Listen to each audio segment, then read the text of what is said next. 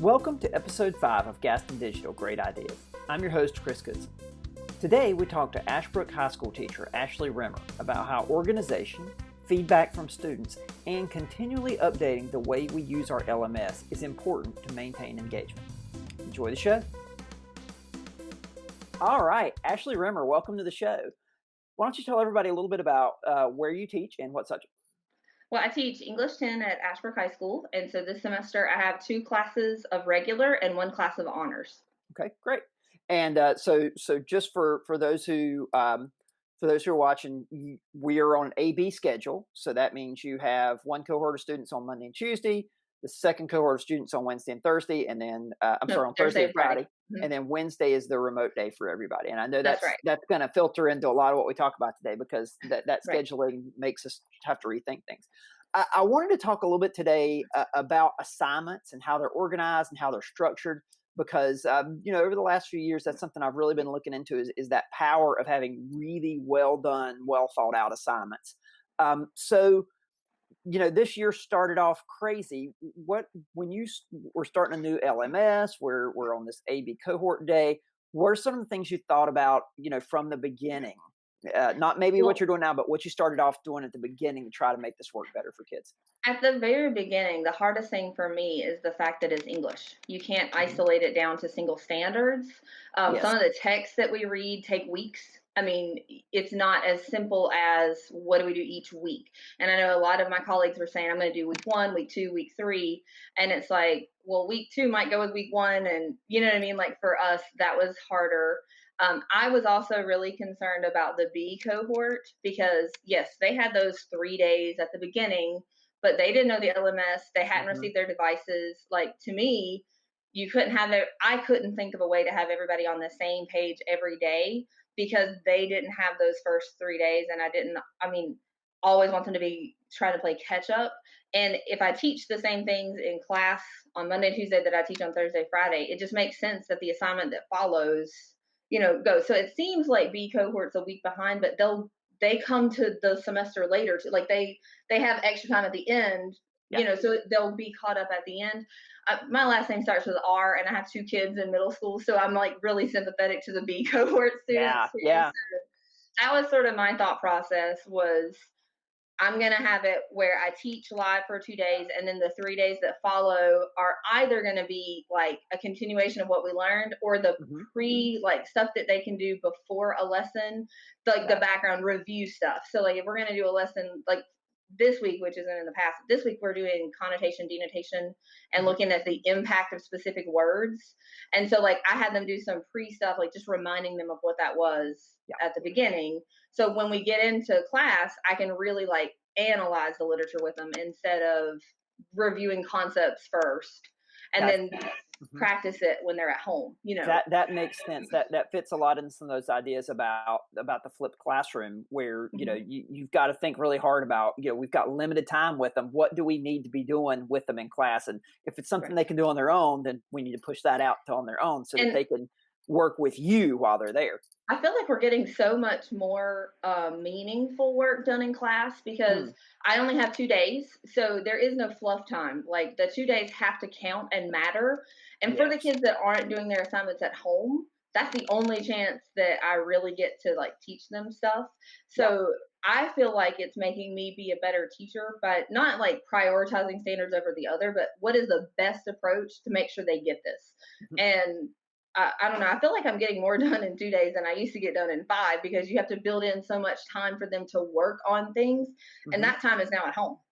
Yeah, that's good. I've thought about that same kind of thing. I think we're really going to need to take some reflection time once the world comes back to a little bit like normal, and Mhm. really look at this and say, yeah, it was hard, but what did we learn? What were some of the things that we did that worked better we didn't really expect to? So it's good to see that you're already kind of Yeah, thinking about those things. I think everybody should probably do that, is look and see what's working now and how and can I move that forward.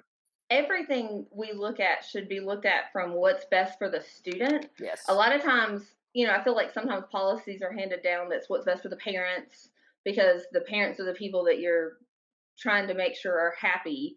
Hmm. And then sometimes it's for the teacher's perspective when they're designing their classroom, it's what's best for the teacher. But at the end of the day, it needs to be what's best for the student. Yeah. and the students learning. And so, and I know it's a whole different game at the elementary level and somewhat at the middle school level. At the high school level, this is really good for kids who have jobs, Yeah. who maybe want to do internships, like this kind of schedule, maybe without the 6 feet of distancing and like all that stuff. But Sure. Sure. 2 days on, 3 days off, where you're still getting work done at home, Hmm. is prepping kids for college. And I mean, I could see it being a sustainable system once the kids get on board. I think if we didn't change the LMS and the schedule, it would already be a smoother transition. Yeah. But now that we've changed, and this is what I mean, they didn't know Google Classroom before we had that. Like once you get them Exactly. hooked, you're good. And so I think in a semester or two, if we make it that long on this kind of system, this is going to be school, and Yeah. you're just going to adapt. That's what's going to happen.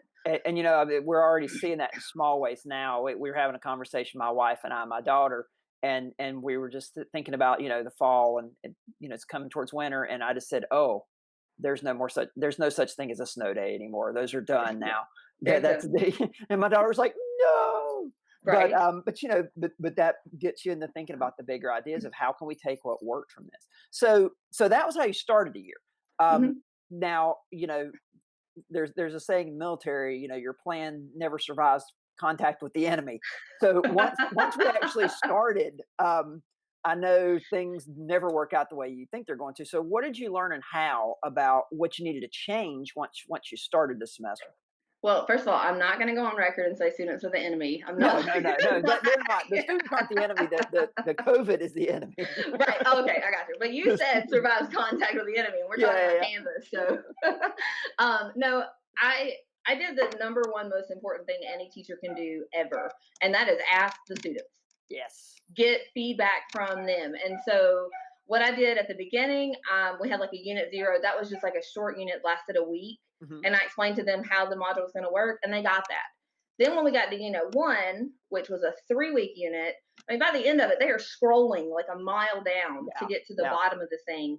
And they were lost. They were so confused. And so at the end of unit one, I did, I always do a unit feedback on like the text, the way I taught it, but I Hmm. incorporated it in a Canvas feedback. And based on that feedback, students wanted new stuff at the top because it's easier to find. They wanted check marks when they completed something. And Yeah. to be 100% honest, on the teacher screen, we see check marks every Exactly. time. So I Mhm. didn't know they couldn't see them. Like, because when you go in and in student view, there's a lot of stuff you can't do. Exactly. And so they wanted that. And then they wanted it to be easier to find. So I started doing it one module for what we do in class with the dates, and then Okay. one virtual module for each 3 day period. You know what I mean? So I'm going So, to pull that up so people can yeah. kind of see. So this is your English 10 class. Hmm. So um, and you've done exactly what you're talking about. So this was you got week one and week two. This was your Hmm. first one. Like you said, it was a It long was, and module. I built in like week one on campus day one, week two Hmm. on campus day two, and those headers. But when you hit next at the bottom, if they're just going through assignments, Yeah, the headers don't pop up. exactly. It's not one of the things they can see, which is very frustrating. Mhm. You And know. so now let's compare that. So now, because what they said, that even though as teachers we're thinking units, so we're thinking Yes. progression of units, Hmm. and we want the old stuff on the top, but they said no, we want the new stuff on top, which makes Hmm. sense if you're a student. Right. So now when you go up to the top, here's unit three, and look, virtual work beginning 1021, or if you're A, or 1028 if you're B. So that way Right. you've still got both cohorts looking at the same thing, Hmm. but now they know the difference. And it seems like Right. if you use that standard convention of naming all these, they're going to Hmm. get used to that pretty quick. They That becomes do. a classroom procedure, right? And since they're high school, to give a little bit more flexibility, like everybody has 5 days to complete a virtual unit. So if Hmm. you're an A cohort, your unit starts on Wednesday, you have till Sunday.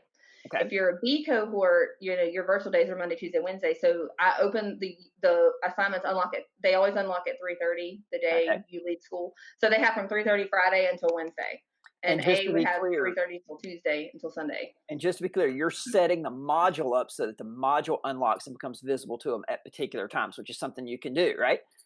Well, I'm setting the assignments like that. I Assignments. I'm don't sorry, I think. meant Yeah, I was assignments. gonna say the Right. modules. I wish you could do that Yeah, because that yeah, would make it that's so right. much I meant easier. assignments. So that's important because a lot of people I think don't realize that they know the due date and they'll put the due date in Hmm. assignments, but you also have that available from and available until, so that Right. you can make those pop up when you want it for the different And I groups. have them in sections. Hmm. So like section A can't see it until, like their due date is different. And in Um, fact, if you look here on the screen, Mhm. that you've even set it up here so that there are multiple due dates, and it says it when you Mhm. hover over it. And it's the same thing with the availability dates. It's Mhm. set up by section, so that's Right. absolutely a great way to do that.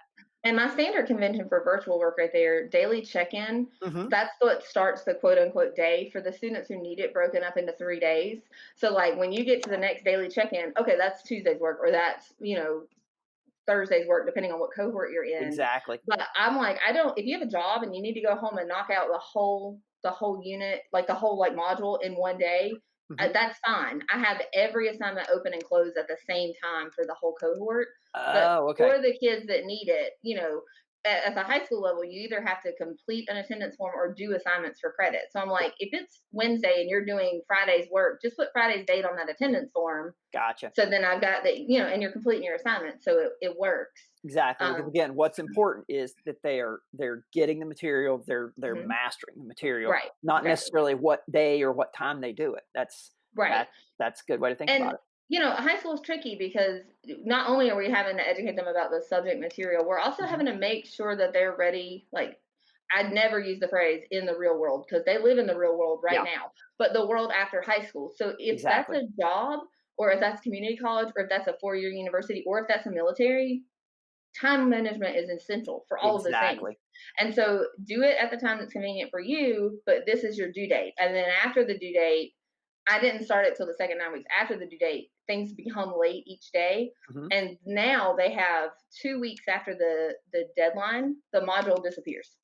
So you So basically have 3 weeks, and then I'm not taking it anymore now. I didn't do that first 9 weeks, yeah, but and I really like the way you put that thought in there because what you're doing there is you're scaffolding, right? right. Except what you're scaffolding in this case is not the content; it's the how do you Hmm. work on a body of work and get it done at on time, but it's not just, hey, here's one date. It's here's the structure of how all this works. And you're absolutely right. I Hmm. mean, that's building skills for them that they're going to use anywhere after high Right. school. That's And great.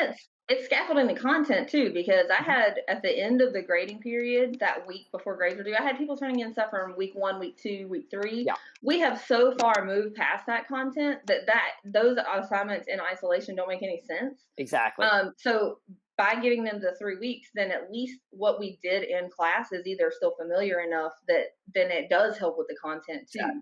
It's doing them a disservice sometimes to give them too long to turn something in, but it's also a disservice to say this is the deadline. Yeah, They're one still one one teenagers. size fits Yeah, all. Yeah, exactly. They're right, still working on learning these skills. That's right. great. Okay. So you had one piece of advice to a teacher teaching even partly remote. What would it be? I don't know if I can limit it to one piece of advice, but I'll kind of like an overarching. The very first thing is to be flexible. Yeah, Like we as teachers are struggling adapting to Canvas, figuring out, like, I've heard people say so many times, wait, what did I have to do today? Like, what did I already say that to this class, etc. mhm, We're struggling with the new system and the new schedule, but we are experts in our content. The students exactly. are having to learn the new schedule, the new system, and the content. And the content. And Mhm. and not just one content, 4 of them. I can tell you right now, if you made me teach a math class tomorrow, I would maybe not even show up. And that's what's happening for some of the kids that get overwhelmed. They don't know what to do, Yeah, and so they stop doing anything. So we have to be a exactly. little bit more flexible, and then if something doesn't work for them, ask them how to fix it. Like, don't just let them say, "I don't understand." Yeah. Okay, what can we do to make it better? What What's can the we do to make plan? it happen? Get that feedback and then actually do it. Mhm. Adjust it. Because if they see that you are willing to change things to help them, then they're going to start being willing to do things too. You know what I mean? And That makes kind of a lot just, of I sense. mean, I don't know. I've always just been the okay. Everybody's human here. What do we need to do to work together? And that's always kind of been my philosophy. So I don't know if that's one piece of advice or several rolling I into think a it big is. one. I think it's a broad one, but it's a very good one. Right. And I think that's a lesson that if we can teach that to the kids, we've done them and Hmm. society a service. So great. Yeah. Well, believe it or not, we're out of time. Thank Okay. you so much. These were You're some welcome. great tips. And what we'll do is some of those specific things we talked about, like the multiple due dates and some of the organizational things in Canvas. I'll put some links on our website up to tutorials on how to do those things, so that if you understand the concept but don't know which buttons to push. We'll show you which buttons to push. But Ashley, thank you again for being with us today, and good luck on the rest of the year. All right. You're welcome. Bye-bye. Thanks. Thanks for watching. If you like this interview, please click the like button and subscribe to our channel for more updates. If you want to find out more about the topics we discussed, head over to our website at bit.ly/great-ideas. If you have ideas for the show, tweet them to me. You can find me on Twitter at @Goodson. See you next time.